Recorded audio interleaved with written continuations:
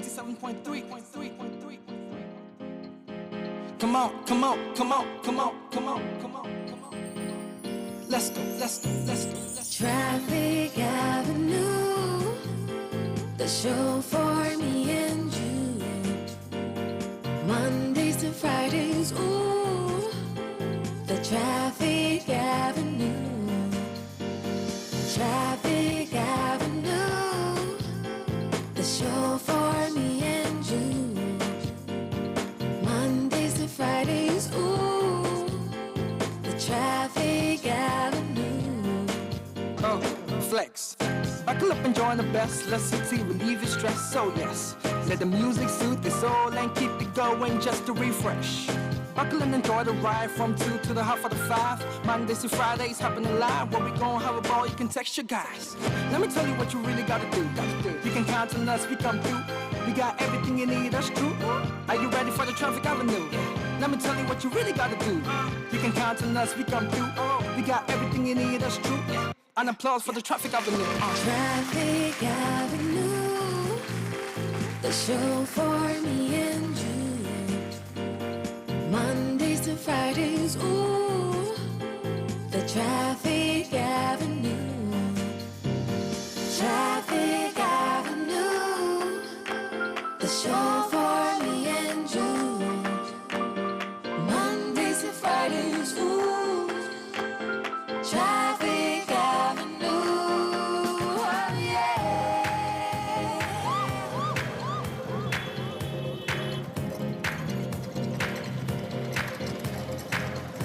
Detailed news, unparalleled coverage. City News on 97.3 FM. Eyewitness News. Be there as it happens. City News.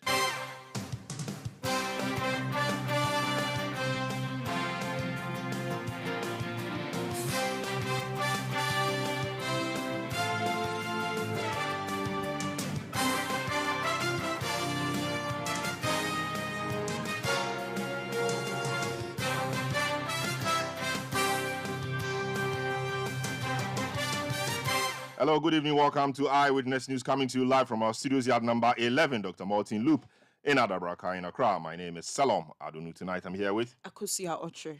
Coming up over the next 90 minutes, some 24 hours after armed robbers attacked a Bullion van and killed a police escort. Tonight, we hear from the wife of the fallen officer.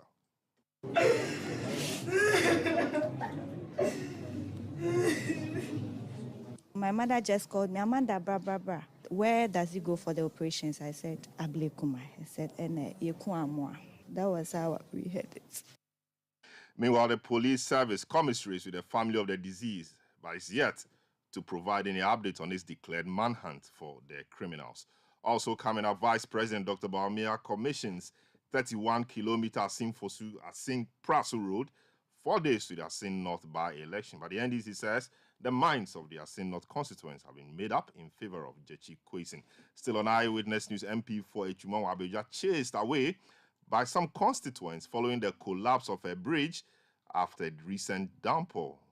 The collapse claimed one life, but the MP denies being chased away. We share more with you later, and that MP is on Eyewitness News tonight. Stay with 97.3 City FM for more on this and other stories on Eyewitness News. And in business, Banks urge leverage on payment systems to offer innovative trade transactions to consumers. Natalie Nete returns in the next 15 minutes with more details on City Business News. Eyewitness News is live across the country on all our affiliates and around the globe at citynewsroom.com. Your comments are welcome via our WhatsApp line 0549-986-996. You can follow me on Twitter at Salom. I don't know the hashtag, as always, is City Newsroom. Now to our very first story. The wife of the police officer who was shot at Ablekuma yesterday said she heard the news of the husband's passing on television. The policeman who has been identified as Kalistus Amwa was killed when the van he was escorting was attacked by heavily armed robbers. The robbery occurred when the van was transporting cash from the Star Oil fuel station in the area. The robbers, who were armed with AK-47 rifles, opened fire on him, killing him instantly. Friends and family today gathered at the residence of the police officer. His wife Amanda Amwa has been speaking exclusively to City News. So when we were about to prepare the food, and a colleague from his workplace called me that, oh, how are you? I said, I'm fine. How is my brother? And I said, oh, he's fine. Are you home? And I said, no, please. And he said, and I said, so where is Kalis? And I said, oh, Kalistus, he might be home because by 2 they've closed. So I'm not home, but I think he's home. But my phone is spoiled. And he said, oh, where the gafra why shedding what? So I thought the phone, that was what he said. So immediately my heart started beating. I tried calling. I called like 10 times. He wasn't picking. So as my mother was speaking to me, my mind wasn't there. I was just praying. Then my mother said, my mom just had a call. And when we saw the number, I asked my mom, what's number? And she said, unknown number. And I said, then this one is from the police administration. So they said, I want to talk to their wife. And I just said, please, I'm here. He said, can you give me your number? I want to come to your place. And I said, okay. Then I gave them the number. So I called a friend back and said, oh, please, what is it? What is wrong? Please tell me my heart. And he said, everything is under control. So I thought maybe robbery, and then maybe they stolen the money, so he has been taken into maybe under investigations or something, because my mind didn't go to death. So I was like, oh, why? Please tell me. Or I know that the Bullion van is very risky because he always tells me. Even if he's going, he asks them, is the car air conditioned? Is the car bulletproof? If it's not, I'll not go. And they'll tell them, oh, please, okay, this and this, which route, what time will we close? Because I'm always time conscious. And they'll say, oh, we will close by 2, then I happen. And those things, I say, okay. So when he did that, and then the guy said, oh, everything is under control. I said, tell me. He didn't tell me. So I started going through the phone I'm using is his old phone. So his friends, when I just see General Constable, General this, Inspector, I just call. I was just calling them, just calling all their numbers. And they were saying, everything is under control, everything is under control. I said, what is happening? I said, Mom, let's come home. We just came home straight because they said they will come.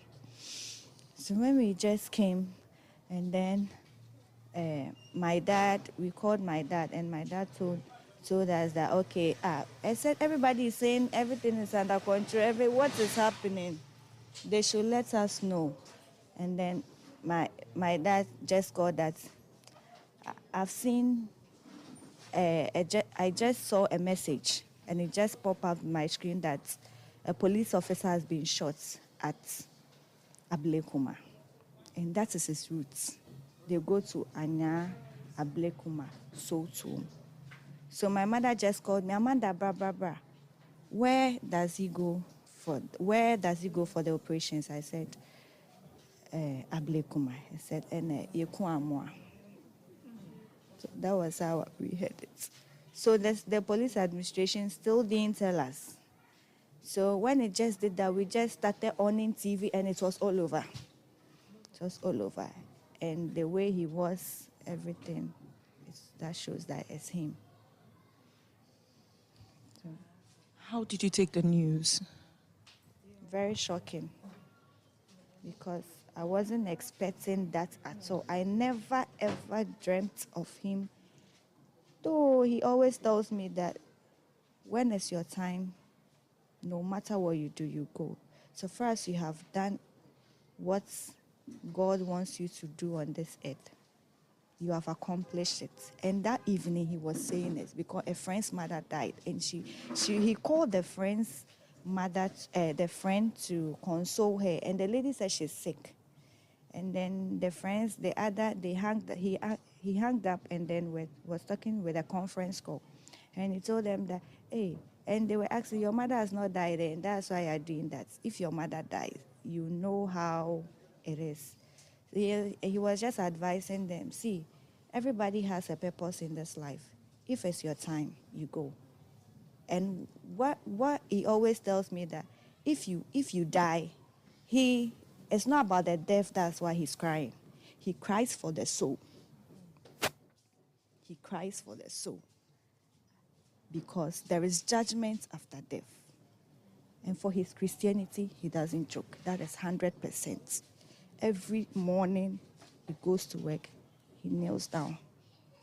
His rosary is still in his pockets. He kneels down with a gun, pray with the gun, and goes to work. So for Kalis, it's just shocking because I never expected him. He is the breadwinner of the family. I'm not working. I'm just home. So he's the one doing everything. Sometimes I say, Daddy, are you not tired? Won't you rest? If I rest, what will you eat? If I don't go and they dismiss me, I'll come home. What will you eat? And in the work, we always swear oath that whether rain or shine, we have to go to work. So even if it's raining, he still takes raincoat and move out from the room and goes. And I tell him, so won't you call your commander and say you are tired? He said, I can't because it's my work. I have to do it. So everything I give thanks to God. God knows best because I never thought Callistus, I don't know why good people don't last. He was a good man. This area, when they just said it, everybody was like, Brawe, no, this policeman, he was a good man. He was pursuing chartered accountant's course, and it's left with just one paper to write on July 3rd. He had best students in one of their courses that they awarded them in December. And he went for his award and told me, don't worry, it's just left with one paper. I'm coming to blow that paper. And now you call me chartered accountant. And God knows best. This is not the first time a robbery incident regarding Bullion van is happening. Today it has come more close to you. What do you say to the police administration regarding this particular one?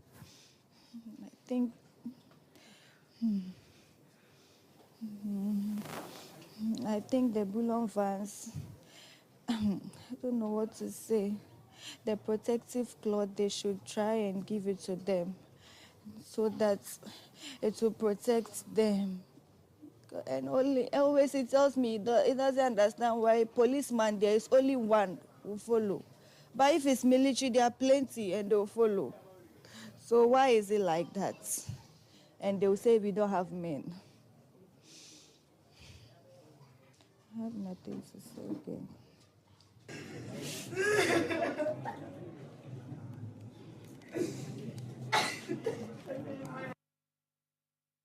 So you heard Amanda Amwa, who is the spouse of the fallen officer, Callistus Amwa, in that exclusive interview with Akosia Ocho. Akosia Ocho just sitting across me.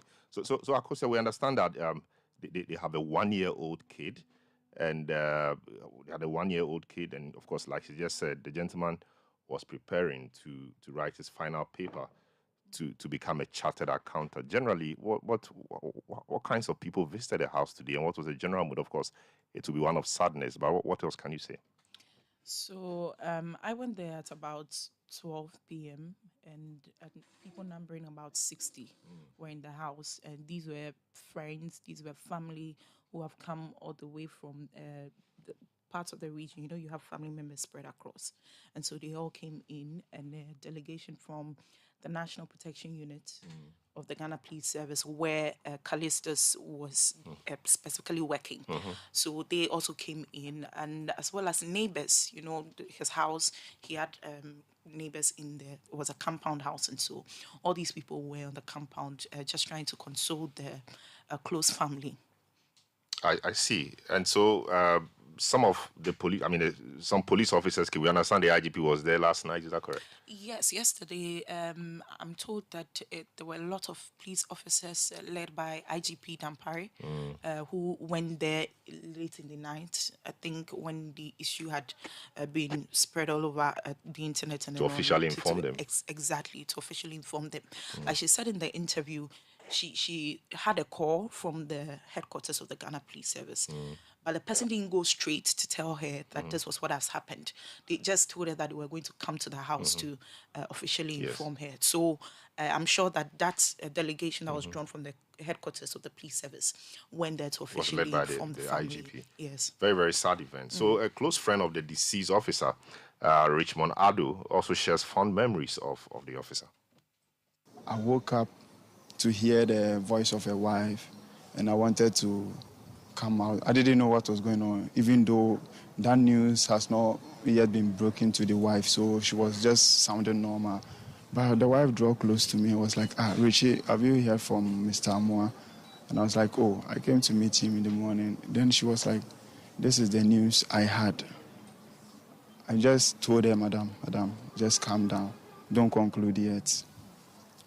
Because I met him, I spoke with him. So this news is not the news I'm ready to listen. So just calm yourself down, go inside. You have a 1-year-old boy. I took the boy and I sent the boy inside my room just for me to on my TV to see that they are showing a video of him. As I saw the body, I didn't want the wife to know. But I just have to be quiet indoors then. It's very sad. He's the only brother I have in Accra here. To be honest, if you come to see us pounding food, doing everything together, it was unbelievable. It was unbelievable. Everybody knew him to be a very kind person. In fact, if there is another name for him, I would say Amoa is respectful, calm. In fact, he lowered himself no matter his standard. The family we are living around, in fact, it's a heartbreaking news. We are looking forward that the Central Police commanders, all the service personnel, including the army, all the service personnel, they should team up. This incident hasn't been the first incident. It's about 3 times or so. What are they doing about this? Should it keep on happening whilst they are not taking any action? We want justice. So you heard Richmond Ado, who was friend to the police officer who was shot at Ablekuma in Accra yesterday. A number of your messages have been coming through. I'll get time to read them. But in the meantime, let's do an interview. Let's go on the line and speak to Alhaji Idu Sumaila, who is president of the Association of Bullion Operators, Ghana. Hello, good evening, sir. Welcome to Eyewitness News. Can you confirm to us that the bullion van in question is one of the several you have in your fleet? Good evening and good evening to your listeners. Let me first of all express my heartfelt condolence to the members and family of the bereaved gallant police officer, and also to the police service in general. We are all very sad about this unfortunate incident. Coming back to your question, in fact, the vehicle belongs to a member of our association. It's not exactly mine. It belongs to one of our members.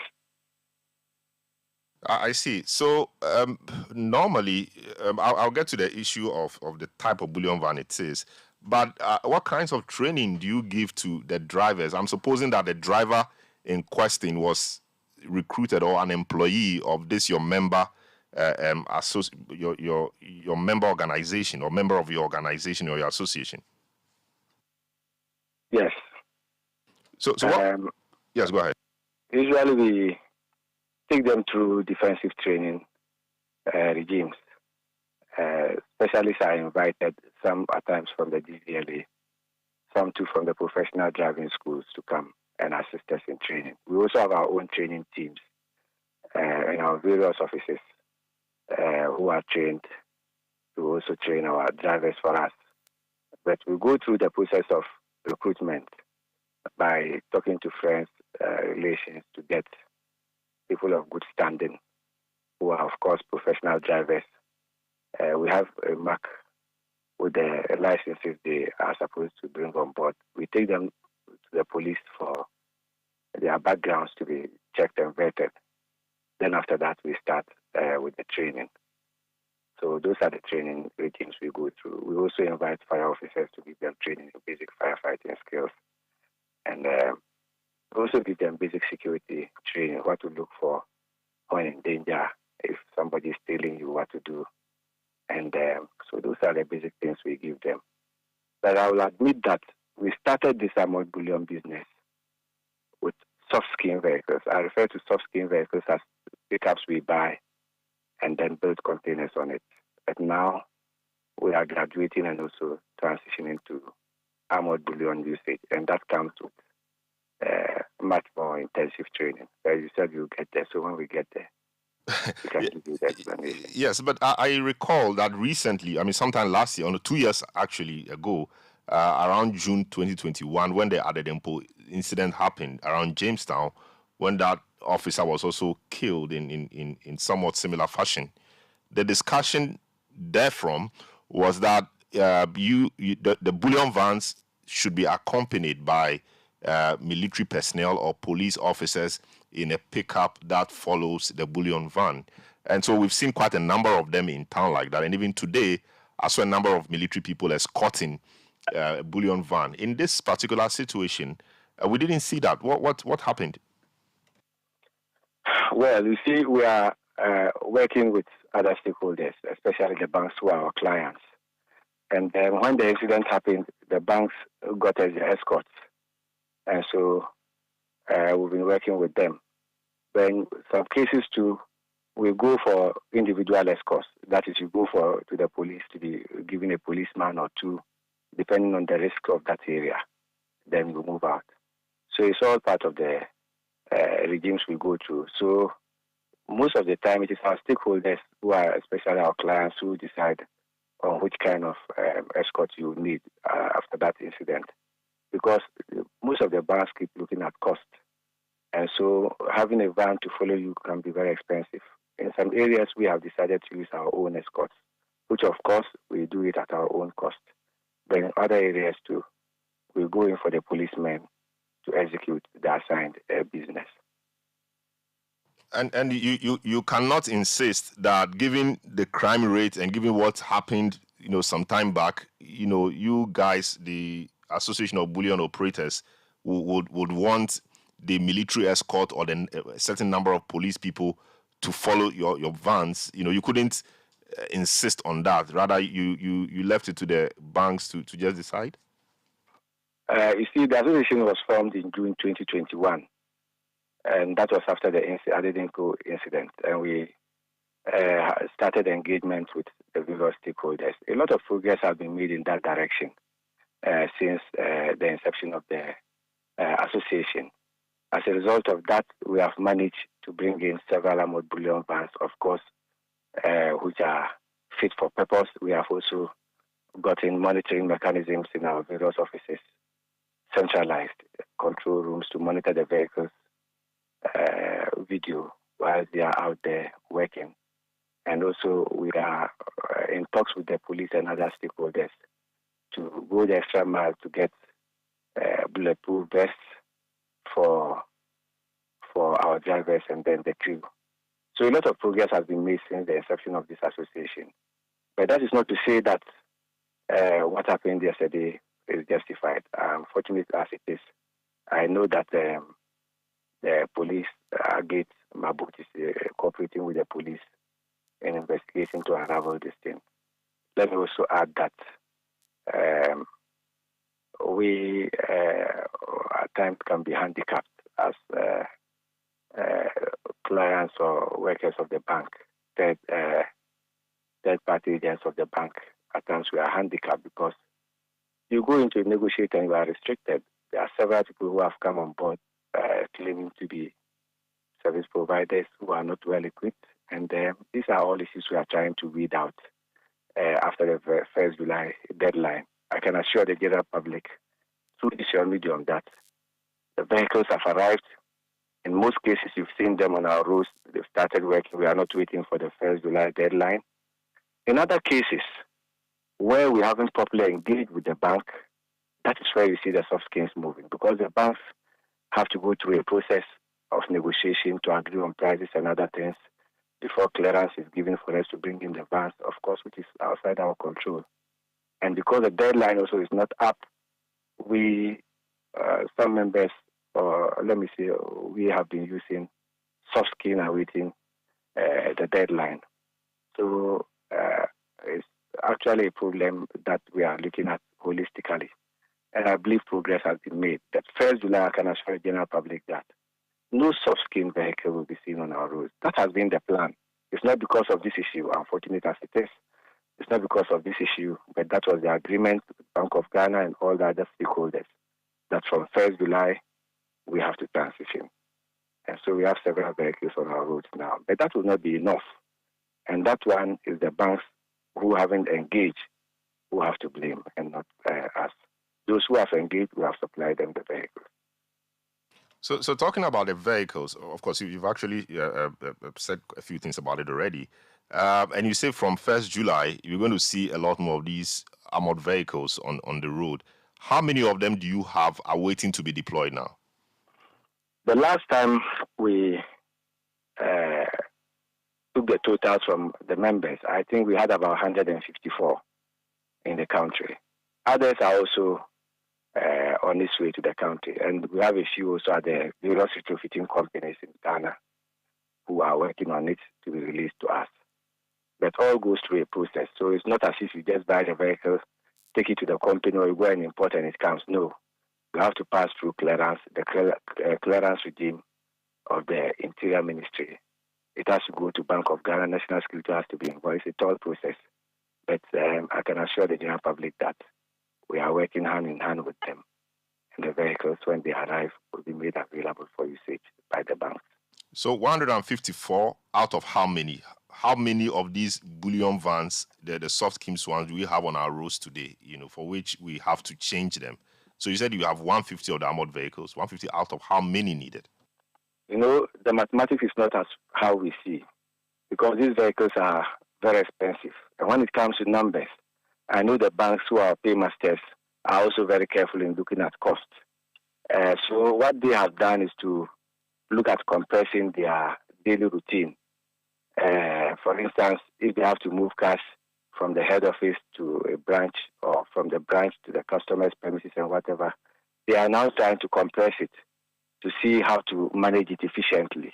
So the numbers have obviously reduced. So for now, we, as members, taking stock of what we have been doing with the clients and the negotiations we've had with them, as far as numbers are concerned, we are looking at around 280 to 300 vehicles. And that'll be enough to serve the whole country? For now, that will be enough. Based on the mathematics we have had, for now, that will be enough. I see. So I can also say that some of the banks have also purchased a few for themselves. But that one we don't have it on our record. So what's your admonition? What's your word to your members in view of what has just happened in terms of going just with a single police escort, or going with the military team behind you, or the police team behind the Bullion van? What's your message, and what have you been discussing with your members in the face of this unfortunate incident we saw yesterday? Quite frankly, I think 3 days ago we even had an emergency meeting in respect of these issues, because we met to create awareness to members that those who haven't properly engaged with their bank should do so, because the 1st July deadline is going to happen. Even if the banks are reluctant, we are going to make sure that it is implemented. We've set out a roadmap on the transitioning. And we have said that once we hit 1st July, no more soft skin on our roads. And there's also an SOP that we have put together that should become our operational manual. Every vehicle belonging to a private company should be well branded, because these are security issues, and it comes along with huge security challenges. So your vehicle should be well branded in your corporate image. That is number one. And number two, the association is developing stickers so that the stickers will also be put on the vehicles. Then once you see a vehicle on the road, you know that this is, for example, Montran, and then it belongs to this association, or this is the sticker of the association. We have managed to have a centralized control pool where all these vehicles are going to be monitored. We've encouraged members to come and join so that we should be able to monitor the movements of their vehicles. Those who have their individual monitoring regime should also make sure that it works properly. So in the likely event of any eventuality, we are able to give real-time images. We've also tried revising the training regimes of our drivers and other employees. We are trying to include combat training to the drivers, and also we are trying to broaden the scope of resource persons we bring on board to come and give us a series of lectures. We are also looking at refresher courses, at least once every 6 months, depending on the level of crime in the country. So these are measures we have put in place towards resolving these issues. Yes, somebody was yes, please. Go ahead. Yes, we thought that following from the Adedempo incident, I mean, there were a number of things said that, for example, police escorts will now have body cams, they will wear bulletproof, apparel, and even the type of gun they hold will be looked at, because this, I'm sure the officer in the unfortunate incident, the unfortunate officer had an AK-47. The size, nature of the AK-47 makes it difficult for him to quickly respond to anything. Like others thought that having a side gun, for example, was the way to go. And the fact that he was not even in a bulletproof, I mean, had some, difficulty on your supervision, even though you are not directly in charge of that. But couldn't you have insisted that any officer escorting your vans, must have some minimum protection, at least? As you are aware, I am speaking for my members. Exactly, I know that. Yes. But that is not to say that we are not in touch with you. These are sensitive security issues. A lot of issues have been discussed. We've had a series of meetings with the police. That is not supposed to be just brought out. We have done a lot of work in that regard. I know the police also have their own internal mechanisms of checks and balances. Unfortunate as it is, I think that we can always improve. The fact that the body cams are not here, the fact that the police wasn't in bulletproof vest is for another conversation. But for now, I think that a lot of progress has been made. And I also believe in the competence and professionalism of the police. So it's just an unfortunate issue. Very well. Yeah. Yes. Thank you so much, Alhaji Idi Sumaila, President of the Association of Bullion Operators Ghana. It's a body of a lot of the bullion van companies, the cash in transit vehicles, and they say that from July 1, a lot of the soft scheme vehicles, that's how they call them, the soft scheme vehicles we see on our roads will cease to operate. And indeed, this deadline was given by the Bank of Ghana about 2 years ago, and he says that they've been working on that. Eyewitness News on 97.3 City FM. We'll take a short break. Your messages have come in, and I'll read some of them to you. And also, we'll take a trip to Asinof. Don't go away. Eyewitness News. Be there as it happens. Your Papa see that? And it's rickety car. Hey, Papa! Papa! Bobo, so how your engine now? It is half man, half amazing. Thanks to Quartz and you can feel better energy. Can't touch this. Actually, guys, so Sancho's engine just died like that. Yes, so somebody managed to convince him that there is a better engine oil than Quartz, and he switched. Sancho Panzapa. Now, which engine oil can be better than Quartz? No other, my guy. Quartz with its age-resistant technology, it keeps your engine younger for longer. Now you know. Have you guys seen the new bottle design? It's superb. Quartz 9000 from Total Energies there improves fuel efficiency. Why do you think Mr. Mane and Logoso have taken the Quartz Nation movement World Cup like that? Sorry. Chairman. Quartz. Keep your engine younger for longer.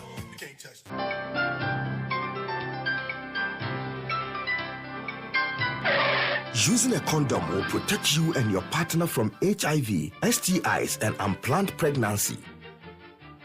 Condoms are an effective way for protection against HIV infection. Don't take risks. Use a condom every time.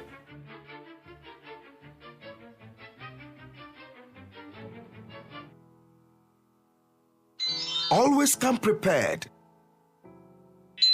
This advert is brought to you by the Ghana AIDS Commission and Ghana Health Service. For Pepsodent, smiles are one of the most important things we have. The problem is, globally, 1 in 2 children suffer from cavities. Pepsodent, with maximum cavity protection, helps to prevent the formation of cavities. Pepsodent, because every smile matters. This advertisement has been vetted and approved by the FDA.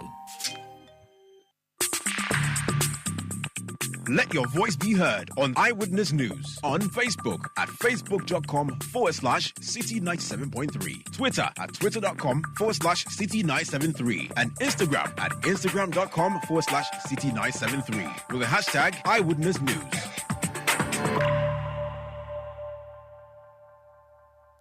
Eyewitness News on 97.3 City FM. We're coming to you live from our studios at number 11, Dr. Martin Lupin Adabraka in Accra. My name is Selom Adu, and I'm here with Akosia Ochre. A few of your messages that have come through. Lottie Jones tweets at me and said, "My condolences to the family. The police service and the banks failed you. We need to protect our workers. Nobody has to die this way. May God rest his soul," you say. Nene Gaddafi 1 tweets and says that it's sad for the police officer to have lost his life in the line of duty for Mother Ghana. But my problem is this current government keep bragging for resources in the security service, but not doing common bulletproof to protect the life of the security men can't be provided. This one says, "This lady is really strong," referring to the wife of the officer. "May the good Lord lay his icy hands on your heart, comfort and console you." All right. Eyewitness News on 97.3 City FM. A few of other messages you have that Akosia will help us read. So this is coming from Alex Kofi Yareni in Adenta Commandos. He says, "I am saddened listening to the lady testifying on the radio. This is the risk. Please go through, because they can't say I am going to work, but can't say with confidence that they shall return." And this is also coming from Alan in Chantan. He says, so sad. I pray for the soul of the late police officer and the family he has left behind. Francis also says, very sad. People are heartless. Alex Nati from Tema says, I'm even shed in tears. Very painful. My condolences to family, especially the wife. All right, so some other things have been happening in other parts of the country. Now, the Member of Parliament for Echumo Abidjoa, the Honorable Emmanuel J. Anjere, was, according to reports and videos we've seen, chased away today by some of his constituents. The MP has since denied being chased away by residents after he visited a community to commiserate with a bereaved family. The MP, who is reported to have gone to inspect a bridge, was met by an angry mob who blamed the MP for neglecting their concerns. The MP, Emmanuel J. Anjere, joins me on the line to really tell us what happened today. Hello, good evening, Honorable. Welcome to Eyewitness News. Reports we have, and indeed, the video we saw suggested that the people were chasing you away, hooting at you, and you were whisked away by your police escort. But you say they did not chase you away? Yeah, good evening, sir. Good evening to your cherished listeners. Yeah, the story is misleading. I wasn't chased away. And I did not go to commiserate with the family, although I intend doing so, but not at the very time that incident happened. What happened was that the divisional the commander, in the person of ACP Joe Usu, called me on my phone, informing me that there's been some agitation at the bridge. There's a bridge constructed by Atachi. There's been some agitation there as a result of the death of a motorcyclist or motor rider who intend crossing the stream to go and do his business. So they would not allow any cars to go and pass. So I should come over. So I went there. When I went there, the policemen were there. They had about 10 in number. The commander and his men about 10 in number, just to have a discussion as to how best we can solve the issue. So when I went, they were having a conversation as to how best we can address the issue. And there's a bridge that has been constructed by the contractor, that's Atachi, and it needs some failing. It's about 2 bridges, so they can't use the bridge. So what they do is that they drive past the bridge, and and when it rains, definitely the place overflowing, it gets flooded, and the unfortunate thing happened. I wasn't chased away. Though when I went there, they all started massing up, and so they hooted at me. And I do appreciate their concern in view of the fact that it involved a loss of a life. So I wasn't chased away. I wasn't thrown stone at the people. I just saw a stone that was thrown that fell in the water. But for this reporting that I was chased away, I was fetched away, then there's none. The police escorted me to my car, and I drove away. So was a stone that was thrown that landed in the water targeted at you? I can't tell. I just saw a splash in the water. That's it. I was there with the police commander and 3 other officers, and the rest I just couldn't play. So I cannot say it was targeted at me or not, but it was thrown. It was thrown towards your direction. I saw an object in the water, falling in the water. That's what I saw. So did you say the bridge was not properly constructed, so they are not able to use it? I'm not saying it wasn't properly constructed. It's been constructed, but it needs to be filled. So if it's not been filled, they can't use it. It's not passable. So all the drivers do is that they drive past the bridge. They've been doing it. And now, to be very honest with you, I've been chasing this. The regional federal director, I've been going to his office several times. He's calling the contractor, but what I heard was that the contractor complains of funds. He's not been sorted. He's not been paid. So as a result, can't do that. But thankfully, this morning I called the contractor, and he said he's in Accra. He will be coming down, and when he comes, he will see how best we can. He can see to fix this thing. Yeah. So how long has this situation persisted? The bad nature of the bridge or the incomplete nature of the bridge. How long has this persisted? The contract was awarded. It was in 2019, 2020. I think it's in phases. It's in phases. And this very, he's been there for more than a year. I see. More than a year. I see. I've been chasing, and you know what? This is the second time this now has happened to me, and it appears I'm being at the receiving end of bad news, but I don't know what will happen to me. Well, this is the second time. This is the second time people have. I don't want to say chase you away, but I've hooted at you in respect of a road. As for the first time, I was chased away by those fans, where the police invited me, the divisional commander and his friend he invited me that I should come over, then have a conversation, just have a discussion as to how best we can. So he even suggested that, there's a Chinese people working on the Guakwa trunk road. So if he can see so that he can just come and put in some this their broken, what you call this, this son or whatever. And I said, no, then he should let me talk to the regional federal director. So I called and said, no, we can't do that. Other than that, it's going to worsen it. So we should hold on. And so that's what happened. That sent me to that place. So I honestly, I wasn't going there to inspect what I was to do anything. I went there upon the invitation of the police divisional command, ACP Joe Usu. So when they realized that people were massing up and maybe it could tend to anything, they just escorted me to my car and I drove away. And then honestly, I'll use the medium to thank the commander and his man for the professional work that they did. But for the police, that's a different story.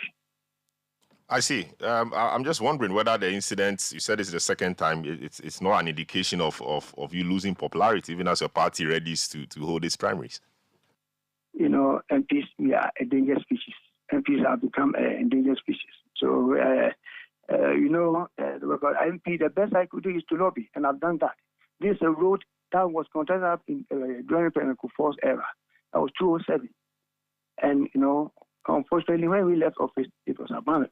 It was left there by Mahama and his government. So when I came to, when I became the MP, and when I went there for campaign, I asked them that if the road is not fixed, they will not vote. So I played with them that they should bear with me and vote for me, and I'll make sure that. So how long have you been an MP in the area? I'm in my second term. Very well. This is my 7th year. Very so well. What I did was, and fortunately, I was voted to power. I'm an MP, and thankfully my party won. So during that, I asked the question, invited the Minister for Road and Highways to the Speaker of the Parliament to respond to my question in regard to the Bisensi Road, which has been abandoned. He responded. The next time, the Deputy Minister accompanied me to Bisensi, made a community. They were all happy, elated. He promised that he will make sure that the road is fixed. And thankfully, within a couple of months, it was contracted out to Atachi. Very well. And very well. And the contract was made where we thought it within the record time. But unfortunately, the project is stalled, and it's become actually serious. It's become a problem to me. Anytime what happened to MPs when it comes to vote sentiment. The best I could do is that to lobby. To lobby. We get that. Very well. That I've done. But as for the execution of the job, it does not rest with me. Thank you. We wish you the very best, and we hope that you take care of yourself and you stay safe. Thanks so much. The Honorable Emmanuel J. Anhiri, who is the Member of Parliament for Echima Wabeja South, who reportedly was chased away by residents in his area for his inability, as it were, to complete a bridge. He said he was not chased away, but the police whisked him away. He admits that. Eyewitness News on 97.3 City FM. Now we go to Asinov. Vice President Dr. Mahmoud Bawumia says the completion of the 31.2 kilometers Asin-Fosu to Asin-Praso stretch is a testament of the new patriotic party's commitment to improve road infrastructure in the country. The highway, according to the Vice President, will improve travel time for communities along the stretch, adding that other auxiliary facilities that come along with the road projects will be completed in due time. Dr. Mahmoud Bawumia, who commissioned the road project, indicated that government will continue to secure additional funds to construct the remaining 67 kilometers road. Eyewitness News on 97.3 City FM. The NDC has been raising issues with the manner in which some development projects have been undertaken or are being undertaken in the Asin North constituency. They feel that it's because of the by-election. Government on the other side says that development is a continuum, so no matter what is happening in a particular area, they are, deserving of development, and so nobody should think that government is doing all of this because of the by-election. Deputy General Secretary of the NDC, Mustafa Gbande, joins me on the line. Hello, Mustafa, you're welcome to the program. It should certainly come as good news to the people of Asinov that one of the major roads in the area is now being completed and commissioned. Well, I think it's good news for the people of Ghana in general that a very non-performing government, a government of lack of impact, has at least commissioned a road. I've tried that road. It's a beautiful road. And so at this point in time, you will be talking about what does this road mean to the people when you have a major road connecting Central Region and Western Ashanti Region being planned beautifully, but the people cannot even move their cocoa produce to the main road, to the main city of Asin North. You've sent your reporters there as we speak. Tomorrow, if you are supposed to drive to Switzerland, you cannot go because government efforts to undertake some projects have landed in an exercise of infertility because of the rainfall. You are aware of the beautiful aqueduct they've been boasting about. When it rained one, The place is a lake as we speak because of poor engineering and construction. They did it in a hurry. And so one will want to question if government had gone to commission what really put food on the table of the people of Aseno. That is the conversation we are having. We want to see Ghanaians being disburdened. We want to see standard of living in the lives of the people of Asem North. 80% of the people there are cocoa farmers. They cannot boast of farm inputs. They cannot boast of fertilizers. They cannot boast of high yield. And so these are the factors. But they cannot boast of a good road, right? And it starts from somewhere. So right now that they have a good road, cutting their farm produce to the major towns won't be a problem. That is why I said it's good news for Ghana. But that is a major road. That is like a regional road. That is a very beautiful road constructed. But we are talking about majority of the people of Assin North who this road does not mean anything to them. I see, but do you fear, because that's do you fear that the completion of these projects or the initiation of these projects will have any impact on the outcome of the election?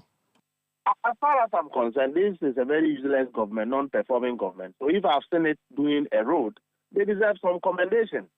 The government deserves some commendation for completing the road. But we are saying that, how does that translate into the people's lives? We're talking about issues that affect livelihood, everyday standard of living, cost of living. They can't buy medicine. But Mustafa, if it would take me 2 hours to travel, and now because the road is better, it will take me 10 or 20 minutes to travel, that's an improvement in my life, is it not? That is why I'm telling you that. No, it is relatively, you are looking at the average number of people who use that road. I'm telling you that Assin North is typically a farming community. And right after that road, the roads leading to the villages itself have not been tarred. Very well. We've also seen pictures of motorbikes being distributed or being prepared for distribution by the NDC. Is that not a way trying to buy votes as well? I mean, doing the same thing you're accusing your colleagues in the other party of doing. I have not been privileged to see the video you are talking about. But if you have sent a video... A picture, I said a picture. Yeah, so I cannot speak to what I have not seen. But if generally you ask me whether buying a motorbike for a constituent or an executive to go and work, yes, because the road network is so bad.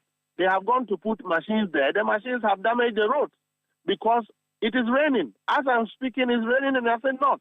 So the branded motorbikes we have seen, you are telling us is for executives of the party to do their work. Election is coming up on 27th. The weather report is saying that on 27th it will rain. And so we must get to the villages at all costs. And one of the reliable means of getting to the roads, the places when the road is damaged by government, is to use motorbike. And you cannot go and ask Nanado to give you a motorbike to come and be campaigning. Very well. So we need to resort to our own means of equipping your people. Very well. Thank you so much, Mustafa Gbande, Deputy General Secretary of the NDC. Thanks so much for speaking to us. Let me do a quick one with Richard Ahiagba, who is the Director of Communication of the MPP. And he has pitched campaign Assin North for quite some time now. Hello, good evening, sir. Welcome to Eyewitness News.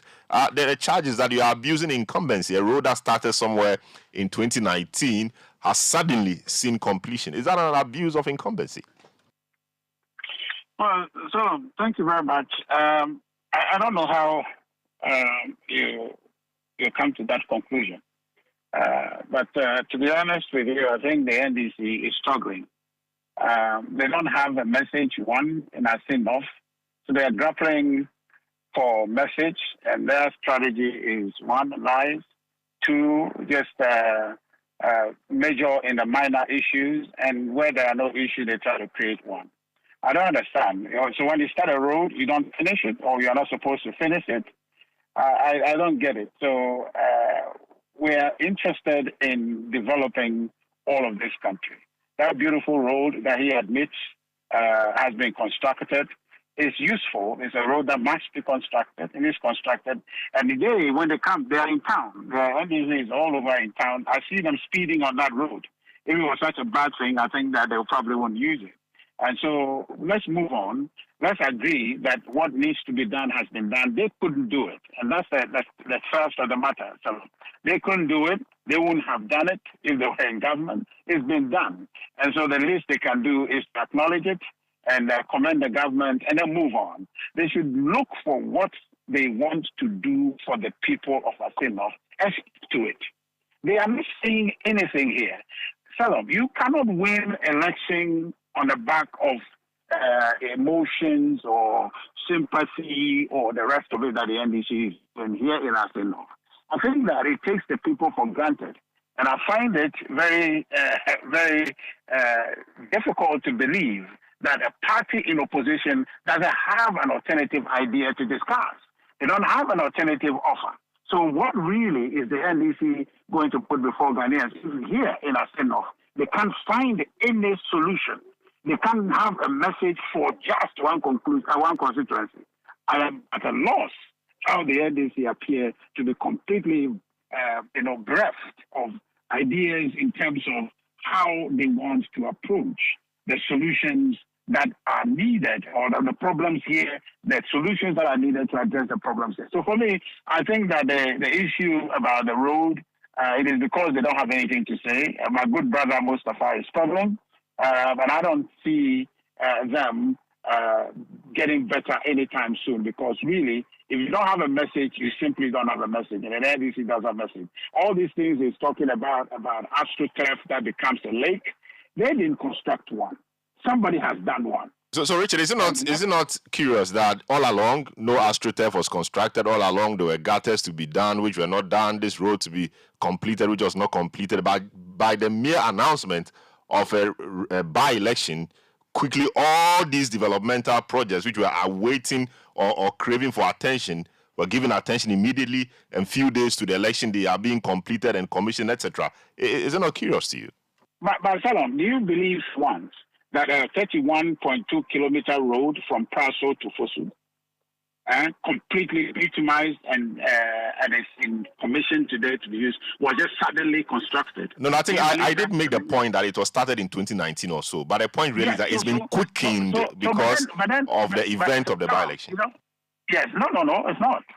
Look, the MPP government has done in total about 115 projects in this constituency. Okay? Out of that 115 projects, Salom, 81 of them are complete projects. Have been completed. It doesn't take a by-election that is 30 days to complete such projects. So just like the NDC, because, Salom, they don't have a message. Now, even ask the question. The NDC has been in government before. They have conducted by-elections before. Let them tell us that if they were in power today, and they have a need to construct anything, or a project is in motion, they would have left it because it is by-election. Well. So these are the peripheral issues that the NDC is measuring in, just simply because they don't have any alternative ideas to tell to the good people of Asinov. Thank you. Now, I've sent you... Yes, I've seen the videos you sent me. They are T-shirts. They are distributing T-shirts, which you politicians do. T-shirts to their supporters, right? No. They're distributing colors, they're distributing Wellington boots. And if you look at the third video, you will see known faces. So Mustafa, you should see that video and tell us. Well, I saw T-shirts, but there are quite a number, so I'll go through all of them. Thank you so much, Richard Ahiagba. I'm sure on 27th, around the same time, we'll have a conversation, and we would either be crying or smiling. Thank you so much, Richard Ahiagba, for speaking to us on Eyewitness News. It's time for City Business News, after which today we'll give you a summary of this week's business festival. That's after the business news at 6:30. Have a good evening. Eyewitness News. Be there as it happens. The other day, I visited Kweku at his spunky new office to congratulate him on opening his business. And man, was I impressed. The business is just moving quick. The sales, customers, everything is just working seamlessly. The secret? He said, It's MTN Business Broadband. In this fast-paced environment, we need fast and reliable internet to support all business types. No laggy online meetings, great download and upload speeds, impeccable business management systems, all inclusive. I mean, you can have it all. Sharp! I signed on immediately. To enable your business stay ahead and stay connected, make sure you're signed on to the best internet made just for businesses. MTN Business Broadband. Sign up today on broadband.mtn.com.gh and manage your account on my MTN app. Call 0244 308 111 for more information. We are good together everywhere you go. For Pepsodent, smiles are one of the most important things we have. The problem is, globally, 1 in 2 children suffer from cavities. Pepsodent, with maximum cavity protection, helps to prevent the formation of cavities. Pepsodent, because every smile matters. This advertisement has been vetted and approved by the FDA. Get the details. Every significant financial transaction, every market movement, and all the policies that affect your business. City Business News. Be informed. Time now for City Business News on Eyewitness News, powered by citybusinessnews.com. My name is Netili Ajaho. Let's settle for the details now. Commercial banks on the continent are being encouraged to leverage on the introduction of the Pan-African Payments and Settlement System PAPS to offer innovative trade transactions to bolster economic growth of the continent. Speaking on the sideline of a roadshow program in Accra, Head of Product and Business Development at PAPS, Monica Oraro, said the new payment system is to make intra-Africa trade easier for businesses. It's what happens behind the scenes when it comes to help to manage the FX settlement on behalf of commercial banks, so that commercial banks, they can they can allow their customers to transact in local currency, and then when you have the actual movement of funds at the back end, then the central banks deal with that. But that means as they deal with that, then they also determine the rates that the commercial banks use, and by extension, the rates that the customers use.